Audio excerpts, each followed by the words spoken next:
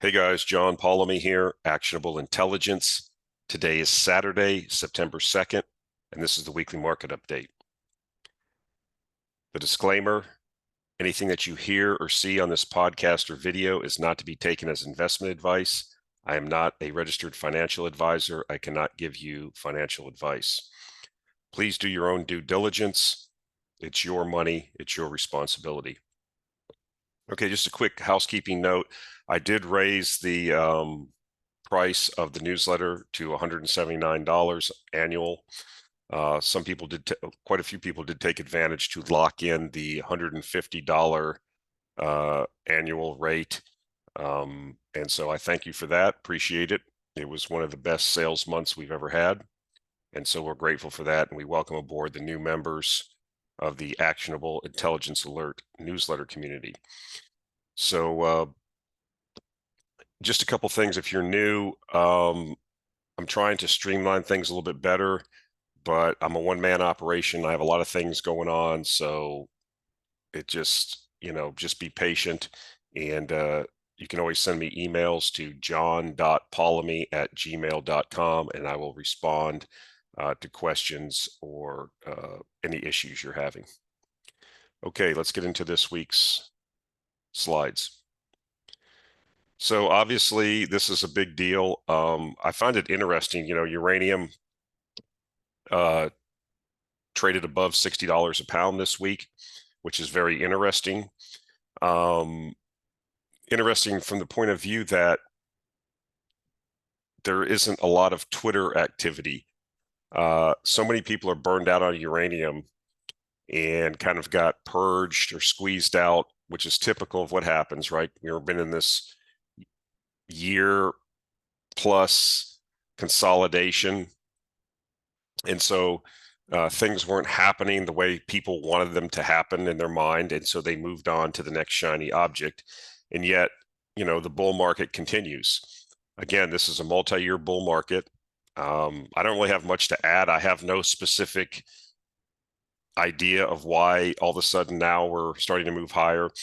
Some of the things I've read can be, that the amount of spot uranium is declining, and everybody has a theory, right? But the bottom line is underinvestment, not enough material, and this nuclear renaissance is continuing, and it's going to continue. And that's what I'm interested in, is that longer term secular move, and not trying to gauge what's happening with every squiggle on a chart.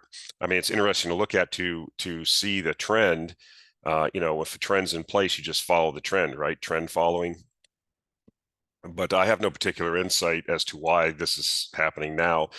Do I think that now this is the beginning of the next up leg in prices? I have absolutely no idea. No one can actually know that. I wouldn't be surprised if it did happen because of all the consolidation, just because of all of the lack of euphoria that I've seen in previous moves higher. So we'll see. We'll see if more people start coming back now, if the FinTwit picks up on this and starts getting more active, more inquiries, more activity, just more of that kind of which you typically see when a certain market's moving. So again, we're in a long-term bull market. You should buy the dips, and you shouldn't really worry about what's happening over weeks or months. These are, probably more attributable to randomness than anything else. Again, I think the big move in these things, in a lot of these commodity stocks, not just uranium, when they're going to really skyrocket, I think when we go back to that chart that I talked about, I've shown many times, and many other people have shown, where it shows the commodities being the cheapest they've ever been relative to equities.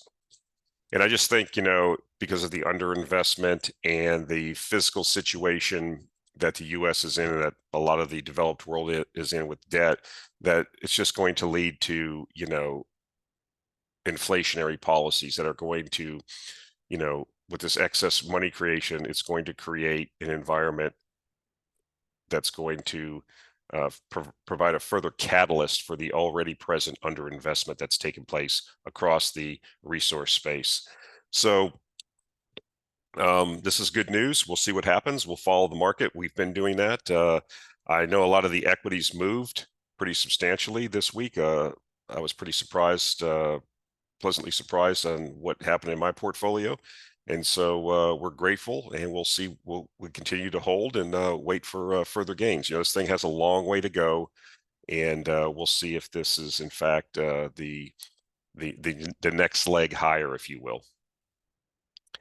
I wanted to show this chart. This is just a chart going back to 2022. It's like a maybe couple years back chart, and you can see the recent move. This is just the SPRU Uranium Trust, which is physical uranium, and you see,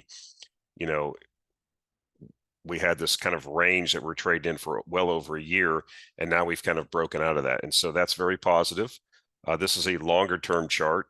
I don't know how somebody can look at this and say that we're not in a bull market, or they're upset. You had this happen in spring, summer of 2022. We had this big move from basically the end of 21 into the over a year, where you basically tripled the price of uranium, or basically, and then we had a consolidation. This is what happens in bull markets.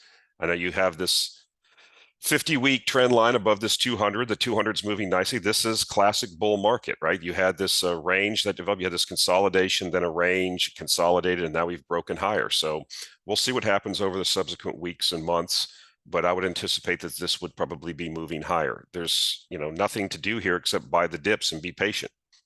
I mean, you can sit here, certain people that are more invested in uranium, i.e. with newsletters, whatever, they have to come up with content and stuff like that.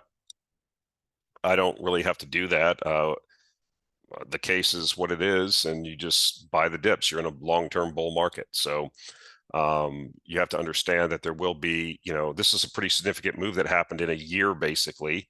And, then a lot of interest went away because in this market, because people just became bored. That's what happens. This is classic retail behavior. So we try not to do that here. We look at the longer term, and I think that this hasn't broken this previous peak that we saw in early 2022, but I anticipate this moves higher in the next weeks and months. And why? Because the nuclear renaissance continues. A lot of people came at me and said, well, what's it matter that, somebody said they're going to build 4 reactors over the next 10 years? Yeah, but it's not that one singular event. It's the cumulative effect that you should now understand that, if nuclear is the future. Okay, there's a renaissance going on. The zeitgeist has shifted around the world. Okay, whether you want to talk about it from a climate change perspective, or you're against CO2, or if you just want, government to have a rational energy policy, nuclear is the key. And now the physics has slowly but surely overcome the politics, or is in the process of overcoming the politics in many countries, and just shredding the various canards that have been put up against nuclear. There's going to be some holdouts like our friends in Germany, but again, I suspect before it's all said and done that Germany will shift back to nuclear. You either are going to do that, or you're going to be poor. It's that simple. If you've turned off the gas from Russia, your major, or you're just going to be poor as the country deindustrializes. You cannot have a high standard of living without high energy inputs. It's that simple. It's the second law of thermodynamics. I don't know how to, if you don't understand basic concepts of physics and math, it's hard to understand these things. And people just say, well, we can, putting, solar panels on the Baltic coast, where, the sun comes up in the winter at 9 and goes down at 4 o'clock.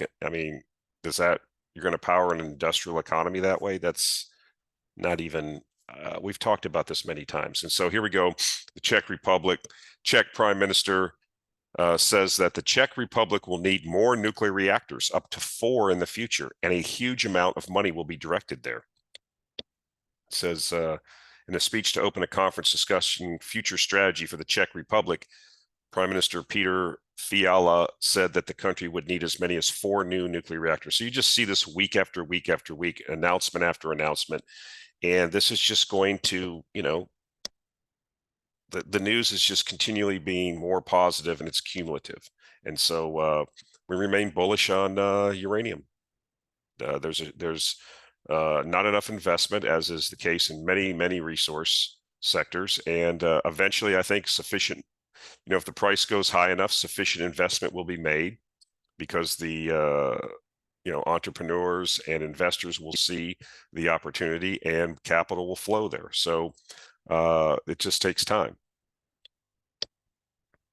So I want to talk a little bit about oil. Oil's been moving over the last weeks, if you will. Here's a chart that I like to look at. HFI Research on Seeking Alpha. They're also on Twitter. Here you go here. I would follow this person on Twitter if I were you. Puts up some good charts, but here's U.S. Big Four storage. This is I like this better because it's not only just crude oil, but it's also products, right? These are your main products that are refined from oil: gasoline, distillate, and jet fuel. And you see the total of this is in decline. In particular, because of the OPEC Plus cuts that have been instituted, they're now biting, and we're seeing this decline. That's why you're seeing, the oil price go up, and why you're seeing product prices go up. And, how high they can go from here, I don't know.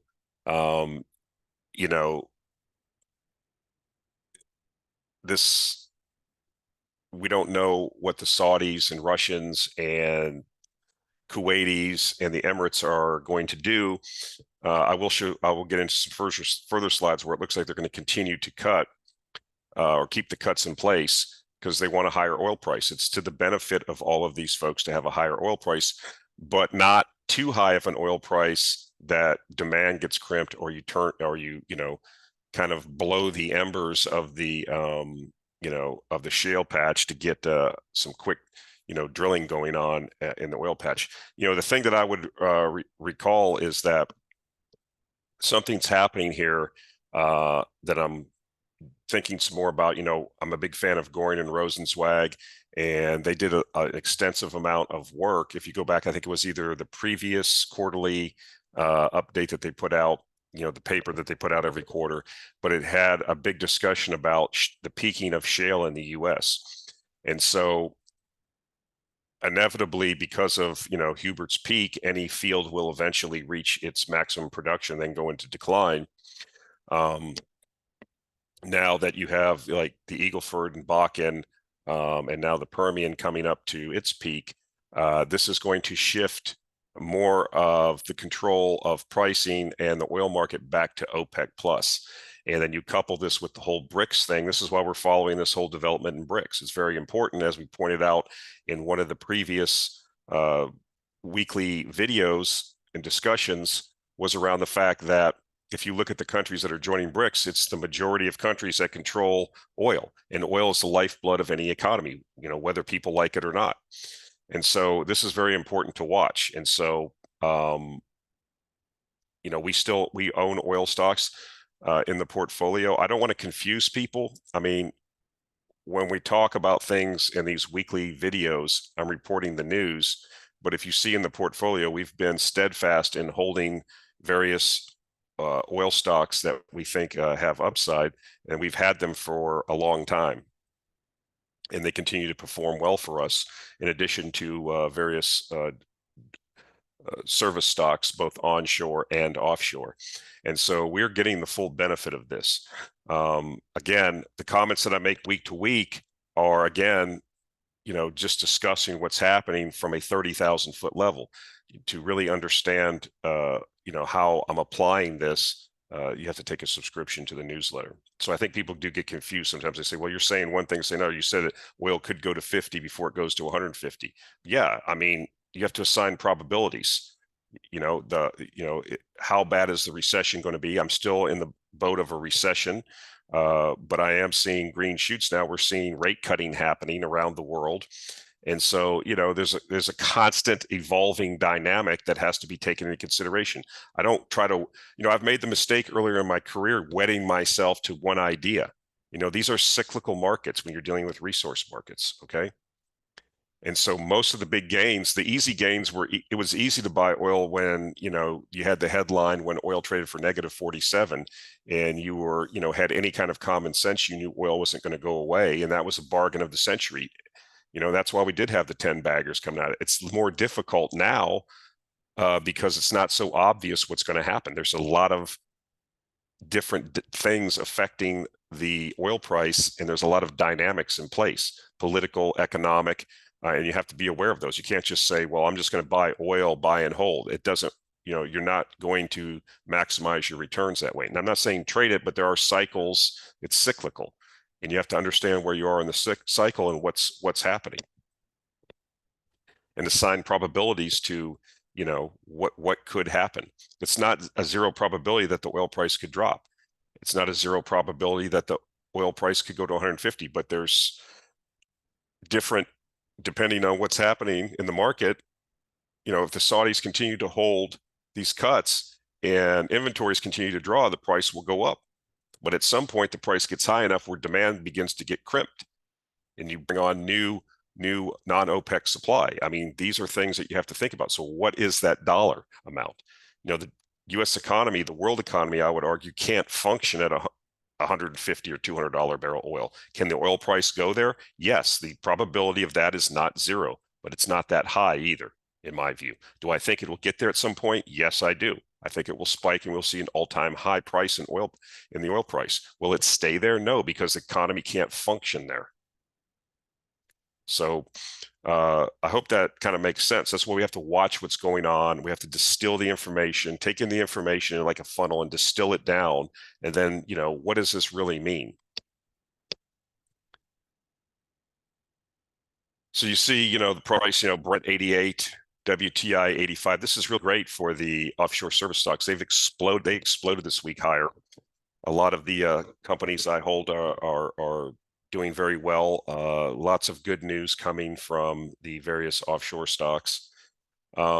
Onshore, I do have some stocks in the portfolio. I'm thinking about maybe holding them for the duration of this move higher in crude, and then maybe pivoting out of them and just pivoting to offshore, because I think offshore is going to be the growth area, just because of the shale basins in the U.S. slowing down. And but we'll see. Right now, things look, haven't decided yet. So what's happening? So Saudis are saying, this is an article. I'll put these links to these articles so you can read them yourself. It says Saudi likely to roll production cuts into October. Saudi Arabia will likely roll over a voluntary oil cut of 1 million barrels per day for a third consecutive month into October, analysts said, amid uncertainty about supplies as the kingdom targets drawing down global inventories further. Quote, we think Saudi Arabia will extend the cut in full at least through October, unquote.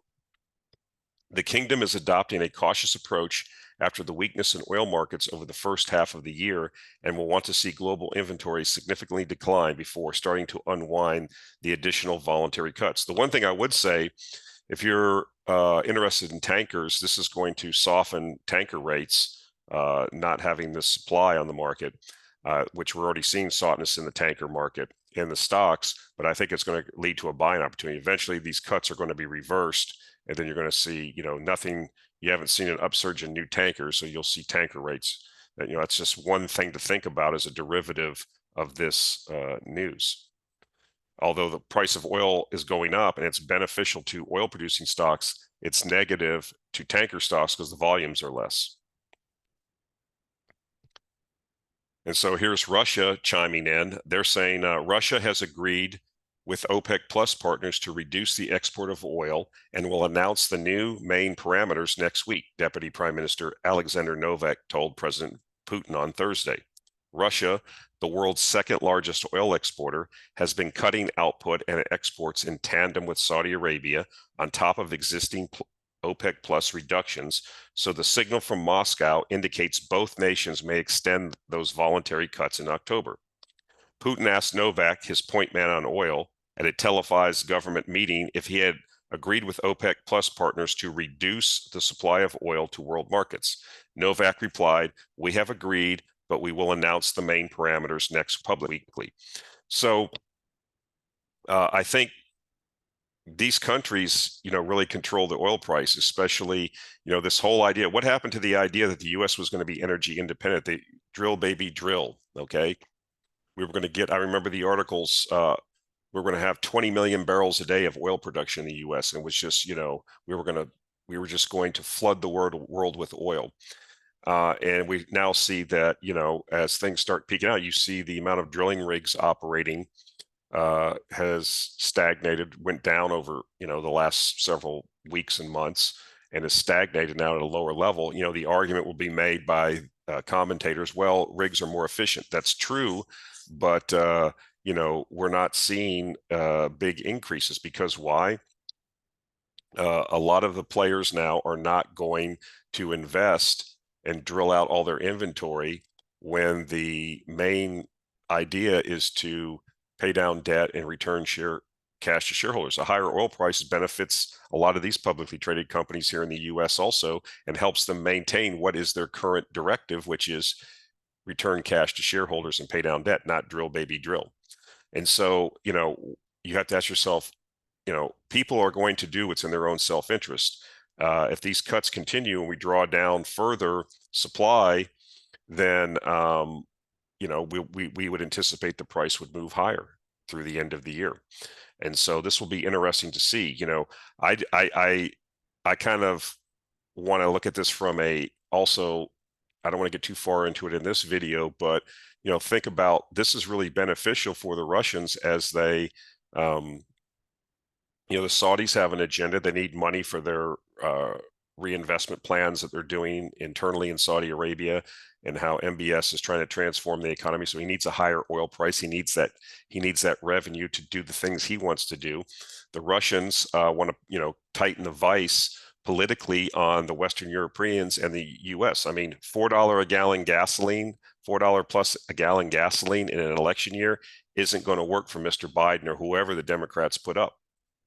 Okay, that's one of the main pain points for the American consumer. Now they can blame it. You can get Karine Jean-Pierre to stand up there and say the Putin price increases and all that stuff. People don't care about that, okay?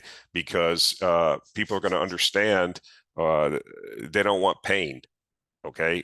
And they expect, the American Bubis Americanus and, Bubis European has been conditioned over decades to think that any problem that somebody needs to do something. That's what they've been conditioned. Somebody needs to do something. And if somebody's not doing anything and I'm feeling pain, then I'll put somebody else in that will do something. So I don't want to go too far down that rabbit hole, but I think that bears watching. There's not only just an economic aspect to this, there's a geopolitical, there's a major conflict going on in the world of a move from a U.S. Atlanticist-based hegemon to a polar situation, which we've talked about before. And this, for Russia's perspective, works perfectly. This is, two of the largest oil producers being Russia and Saudi. They can really have, like I said, it doesn't take much at the margin to cause the price of oil to go up or down. When you have 102, 103 million barrel a day of demand, and you take 1.5 million barrels and you draw down inventories, the market's going to raise prices. And so this has additional, the price caps that you don't hear about that anymore from the Europeans. I mean, their whole plan to economically cripple Russia has completely blown up like a novelty cigar in their face. It's blown up in their face like an M80 in their hand, and they don't know what to do now. And I think that we're now in September. It's now only going to be 30, 60 days. We're going to start getting colder temperatures. Do we get another abnormally warm winter for Europe and it somehow gets them through? Or are we going to see an energy shock this year in Europe that's going to be sufficient to tip the balance politically in Europe? Again, if you get oil prices, to 90, 100, 95, $100 a barrel, and gas is 425, 450 a gallon in the context of a recession, that's not going to play well in an election year in the United States. But we will see. We have a lot of time to happen. And again, these folks are all pursuing their own self-interest. They currently seem to align, but at points in the future, they may not. So we will see what happens. And so, Saudi Aramco is talking about selling $50 billion in shares in the company. Saudi Aramco is considering selling a stake worth as much as $50 billion through a secondary share offering on the Riyadh Bourse after consultations with advisors, the Wall Street Journal reported on Friday. The sale could happen before the end of the year, the report said, adding that Aramco has been sounding out potential investors such as other multinational oil companies and sovereign wealth funds about participating in the deal. The kingdom has decided to host any new Aramco offering on the Riyadh exchange to avoid legal risk associated with the international listing, the report said, citing Saudi officials and other people familiar with the plan. Now let's talk about this in the context of them cutting production over the last couple months, drawing down inventories and forcing the price up. If you were going to sell shares in your oil company and you had the ability to push the oil price up, wouldn't you do that so it makes it look more appealing to potential investors? So you see, you have to look at the big picture. You have to look deeper and try to figure out what's really going on. And this is really interesting. Again, MBS is trying to transform Saudi Arabia. He's trying to drag it out of the 8th century and the cartoonish view of a bunch of Arab sheiks, Jethro on the Beverly Hillbillies, into a modern country and take the oil wealth that they have remaining and transform the country into a viable long-term enterprise.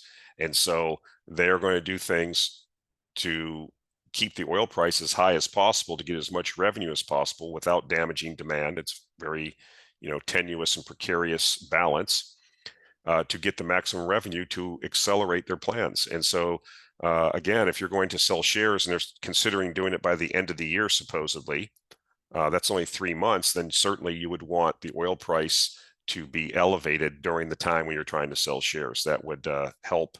You certainly wouldn't want the oil price going down. I don't think the activity, the response you would get to the offering would be as high. And so you have to, again, look at what's in people's self-interest and what they're actually doing and why they're doing it, what's motivating them to do it. So I wanted to bring this up. I talk a lot about I'm one of the recession bros. I think we're going to have this idea that we're not going to have a recession is, I know, maybe we won't. I mean, I guess there's always a probability that we wouldn't. I think it's low. But I wanted to point this out, manufacturing PMI, the Purchasing Managers Index, which we talk about frequently, has now been below 50, which indicates recession. When you have a reading below 50 in a PMI, that shows contraction. And so you've had manufacturing PMI below 50 for 12 months in a row. This has happened in the last 40 or 50 years twice. That was 81 and 82 and 08, 2008 and 2009. I will point out to the younger viewers and people that may not remember as well, those were some of the worst recessions the United States has had. Those were 2 very bad recessions. Obviously, the great financial crisis in 08, 09, and 81, 82 was the recession that we had after the massive rate increases by Paul Volcker to crush inflation coming out of the 70s. And so, again, this doesn't guarantee that we're going to have a recession like the GFC or 81, 82, but it's certainly, again, you have to look at history and probabilities, okay? Does this indicate that we would, to you, the probability would be higher that we would have at least some recession of some magnitude against what a lot of people are saying, which is no recession or soft landing. I would err towards the former, the fact that we're going to have some type of recession, and I think it's going to surprise people in its scope and duration. So I wanted to point this out. Again, this is Energy Tidbits. I will put the link to the RWE CEO post, but basically, I titled this slide "Energy Transition on the Rocks." The tweet says, "Must read RWE CEO post. Offshore wind projects in the EU and US have been stopped, mainly citing cost increases. Worst case scenario for the energy transition when large projects that have already been awarded are not realized as planned. Nat gas needed for longer." So again, things aren't working out like people want to, even with the subsidies, even with the support of government, even with the policies being skewed towards these things still can't work because of cost increases, because of the financial viability. Now, that doesn't mean in every situation they won't work, but I thought this was important to think about. This is one of the RWE is like one of the largest, if not the largest, European utility. It's based in Germany, and so they're really big into these. In the U.S., they have a lot of projects I know of, and so this big thing was to move offshore, and you're seeing projects being canceled now because it's just not economically viable. In the end, you have to make money, or you otherwise you just have to completely subsidize, and then it simply isn't going to be long-term viable. We know that if it requires constant subsidy and massive subsidy from government.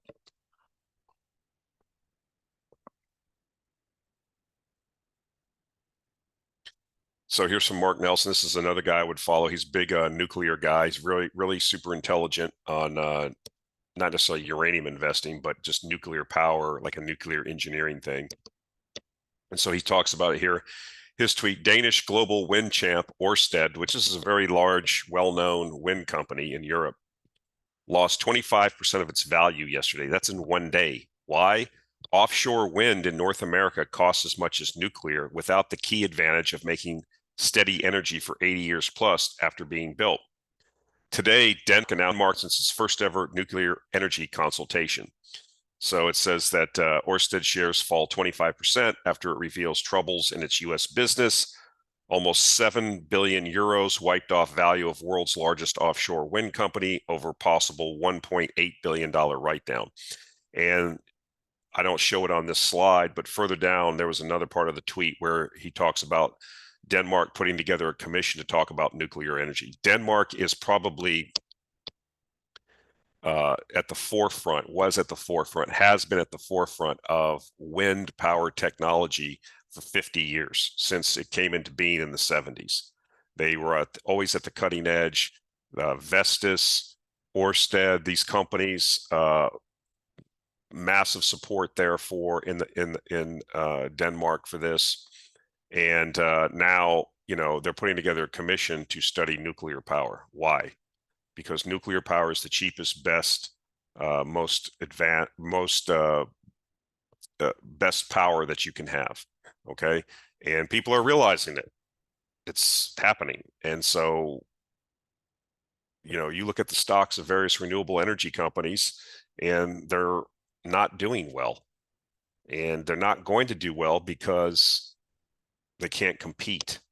Okay, they are useful in certain situations in certain areas. Okay, I don't discount that, and I've seen it work in some specific locations, but just they can't work everywhere. It's not a viable solution for everywhere on Earth. It just simply isn't.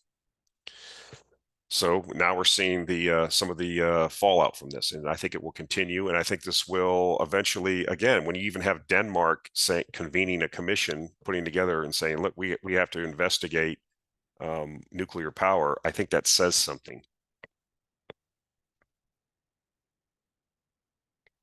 So I wanted to point this out. This is the thing that I try to warn you guys about, right? This is the thing that I talk about a lot. And it's not me sitting on the hill Sermon on the Mount, i.e. investing, like you guys are a bunch of doofuses and I know better. I learned through hard experience myself, okay, of chasing the shiny object, of FOMO, fear of missing out, hearing a good story, jumping on it, okay, not understanding compounding and time and how real wealth is created and kept, okay, not just trying to be lucky, but being skilled, okay. And so here's what I'm talking about. We have oil prices going up. We have a lot of economic data showing that we're heading for a recession. And because the stock market's been up uh, fairly well this year, you got to give it to people, right? Retail investors are piling into that. That's what they do. That's the lure. If you go to a lake in Minnesota and go walleye fishing or, fishing for sunfish or perch and you drop your little worm in there, you can see the little perch just shooting at it. Or you put a spoon on and you can see, a northern pike or a walleye chasing it. It's a instinctual reaction. There's no thought going on inside that northern pike's head. It's just instinctually chasing something. The prey instinct kicks in. And it's kind of similar what I see, with FOMO. And so what we have here is retail investor flows have reached new record highs over the last month. Terrific, right at the, after the 40% plus move, that's when, retail flows into these stocks like the S&P, the QQQs and the NASDAQ, NVIDIA and Tesla. Okay, so this is what you have, money pouring in. Where was this money at the beginning of the run? Okay, it wasn't there. Here it is, after we get this big run, now we have record amount of retail money pouring in. Do you think that that's bullish or bearish? I pause to give you time to think. It's bearish. Retail always buys at the top and always sells at the bottom. Not everybody. There's guys that know what they're doing that can trade, but this is what we see, guys. This is what we try to avoid. When everybody's running over there to one side of the canoe, you don't want to, it's going to tip over. And, you see this over and over, this behavior over and over. It's not going to change. And the sooner that you learn about it, you think about it, and you understand it, if you're trading this, God bless you. I hope you've done well. And I hope that you continue to do well. I'm not a trader. I'm not successful trading, but these guys aren't even traders. It's just FOMO. Their ex-brother-in-law, they were, up at the cabin and he's telling everybody how much money he made on NVIDIA. I mean, this guy's a known doofus. And then you're sitting there going, well, I'm sitting here in these, in SPRU Uranium Trust, and the guy's laughing at me. Okay. I mean, but you got to look at things from a long-term perspective. Buying things at the top, rushing in to what's already moved substantially and is significantly overvalued on every historical narrative is not a recipe for long-term success, folks. Sure, people can get lucky. You can walk down the street and find a diamond ring in the gutter or find $100 bill blowing down the sidewalk and grab it. Does that make you a good investor? No, it means you were lucky. You were in the right place at the right time. Is it repeatable? No.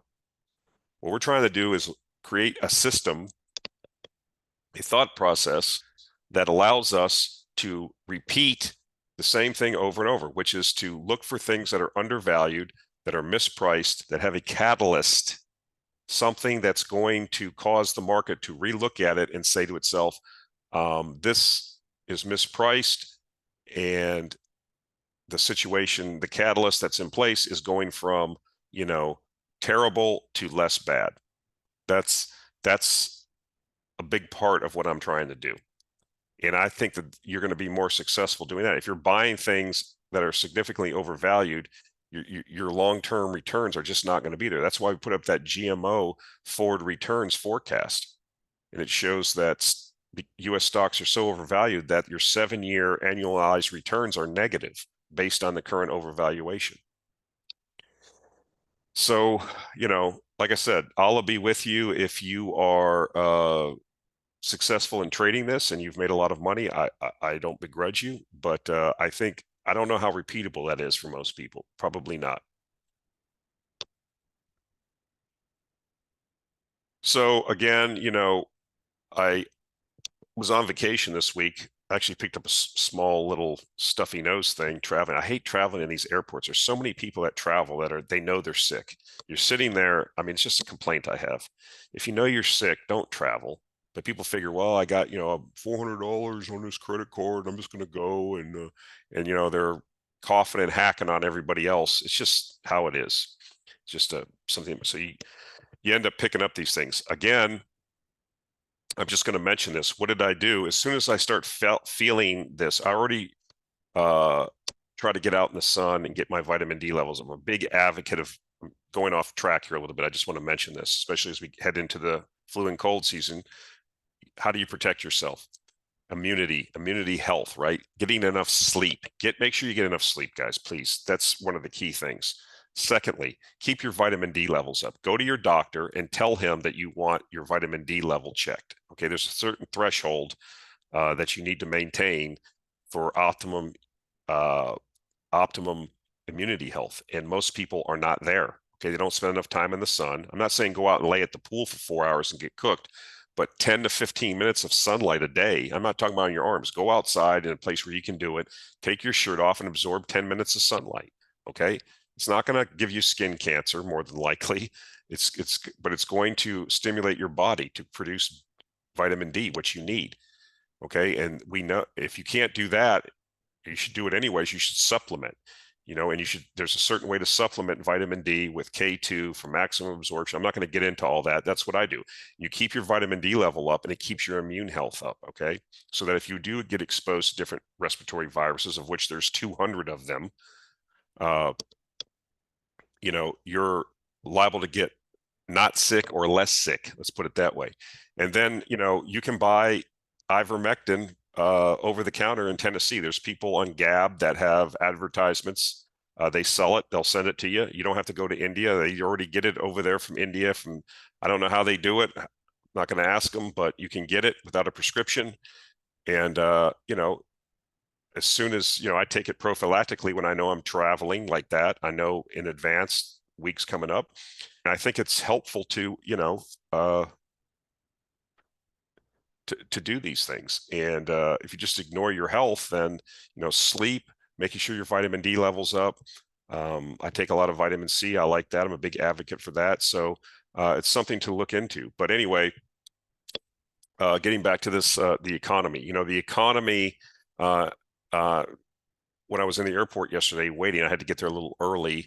And so I had a lot of hours to work on, and I was updating my HOPE framework spreadsheets, which there was some green in there, but it's shifting now really into a lot of reds and yellows. And, the last thing that we talked about in that HOPE framework, which is full attribution to Michael Cantro, follow him on Twitter, listen to his interviews. He explains how this works. I really dig how this framework works, of which, I'm trying to recreate it. I'm not going to be able to do the same job he does, but I can see now how this works better and better. And now we're starting to see, the last stool of the economic bullishness that's still out there, the soft landing crowd, is employment. As long as employment was holding up, people were, we're not going to have a recession, which is true. We've been wrong. This thing has went on longer than it should have, in my view. A lot of it's because of the fiscal stimulus that's still being poured into the economy by this particular government that we have in the U.S. and the amount of debt, that's being, if you pump money into an economy, you're going to get economic activity. It won't be efficient, but you will get it. But now that's starting to, these high rates are starting to bite. They're starting to have the effect. They're starting to have an effect. So, we had the JOLTS survey last week, and it's job openings and labor turnover summary. So it says, fewer people quit their jobs, and the number of new job listings declined for the third straight month in July, suggesting a degree of economic cooling, government data published Tuesday. So we've got 3 months now where we have new job listings declining. And what's to say, well, fewer people are quitting their jobs because, they are getting nervous about their prospects. They want to hold on to the job they have. And so it says to go on here, job openings declined to 8.8 million on the last business day of July, a decline of around 338,000, according to the U.S. Bureau of Labor Statistics job openings and labor turnover summary. That's fewer than expected and comes amid a trove of data pointing to a slowdown in the broader economy. We've talked about this. Okay. And these, again, liquidity is continuing to tighten. It's like that python we talked about, wrapped around this economy of tightening liquidity. The interest rate increases, some of the most aggressive Fed rate increases in history, continued quantitative tightening, and bank lending standards tighten. It's just, these things take time, the lag effect. We've talked about it. And so, again, we'll continue to watch this, but I think this, becomes an issue as we move through the third and into the fourth quarter and into the first quarter of 2024. I think it's going to become obvious as the conversation moves from no landing to soft landing to, okay, we're in a recession and how bad is it going to be? And I don't know how you have higher stock prices in that environment.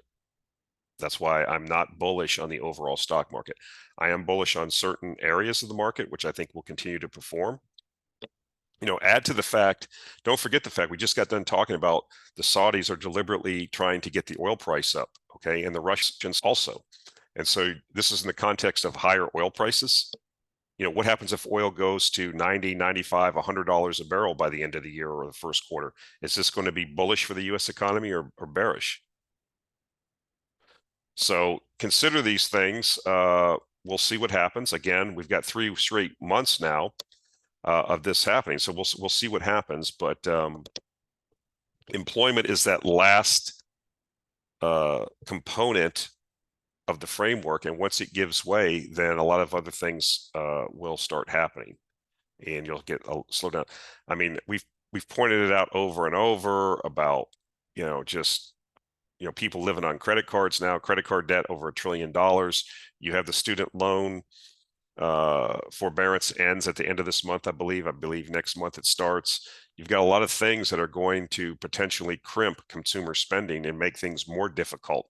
Higher oil prices, higher pump prices for gasoline.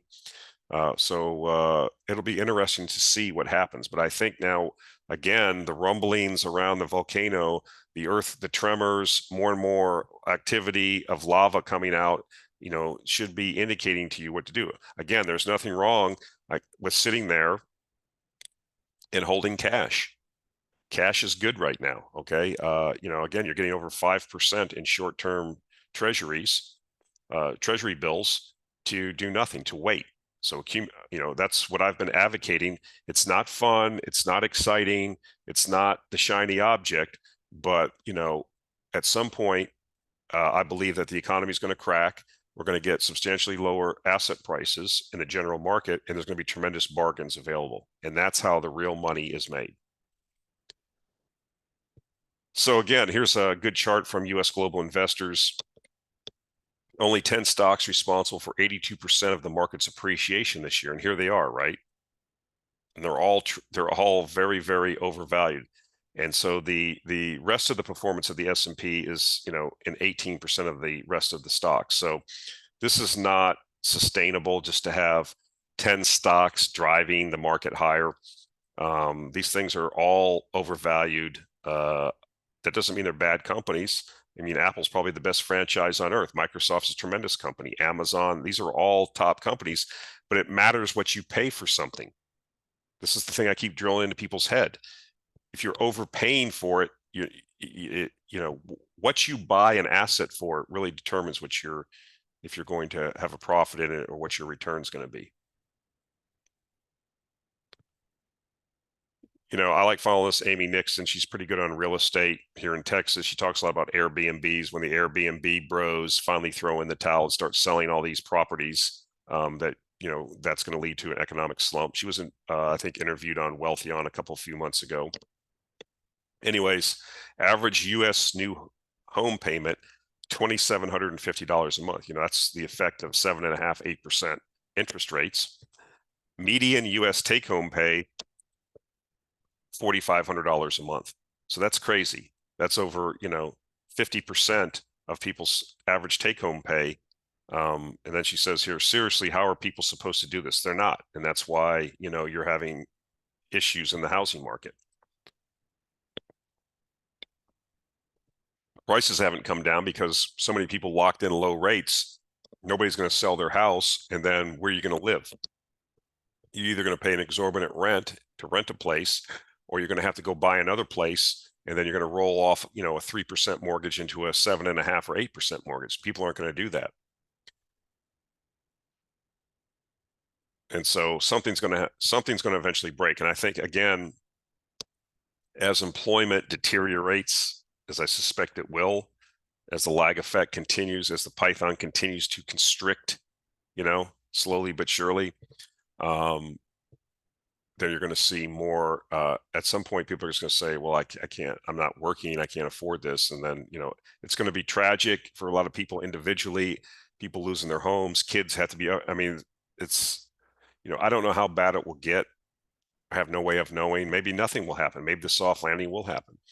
But I think that things are going to break eventually. Wanted to point this out as a final slide, talking about downtown San Francisco retail closures. It wasn't, these are all the stores that are closing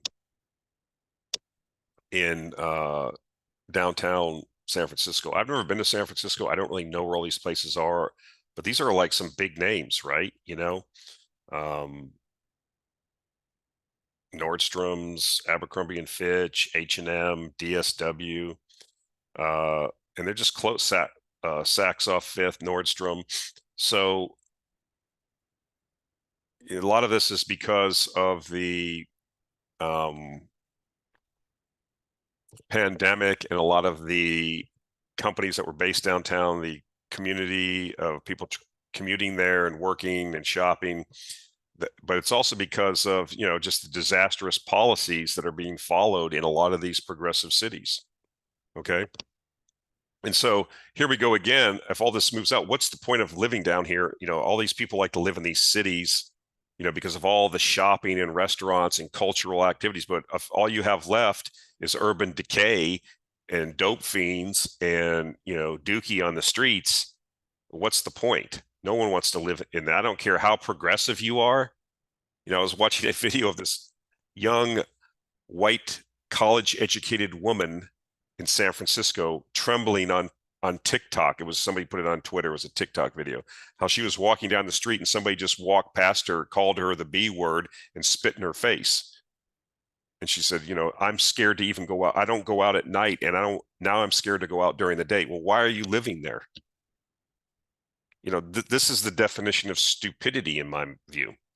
I don't use the word, I'm a big fan of what Doug Casey said once. He said that part of the problem with a lot of people is they don't understand or define their words properly. And so when you misuse words, you have a hard time of conveying your thoughts or understanding other people. And so when I say, that girl's stupid, I don't mean a pejorative. She's definitely a highly educated person, professional person, probably went to an elite university, hit all the marks, got high SATs, the whole shebang. But when I think somebody's stupid is the inability to connect cause and effect. There's certain policies that are put in place.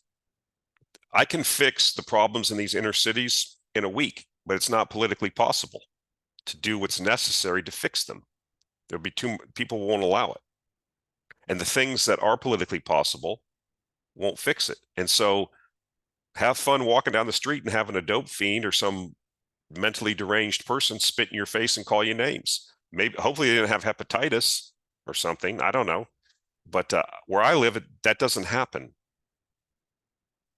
So it'll be interesting to watch this continue. And I guess this feeds into, commercial real estate, but it also feeds into this culture. You sit here and tell me that the U.S. is degenerating into a second or third world country? It is. It's bifurcating. You tell me people want to live like this? You don't have to live like this, people. But you're going to have to, stand up and say enough is enough. And people are going to call you things, call you names, and you have to be able to endure that. But most people aren't. They've been conditioned that being called a bad name is worse than, anything else that can possibly happen to them. Okay, guys, that's it for this week. Appreciate the support, especially the new subscribers. Best month we ever had. Obviously, it was driven by, the raise in rates. We'll see what happens subsequent to the new annual rate increase for the newsletter. But again, lots of exciting things happening, and we'll talk to you next week. Thank you.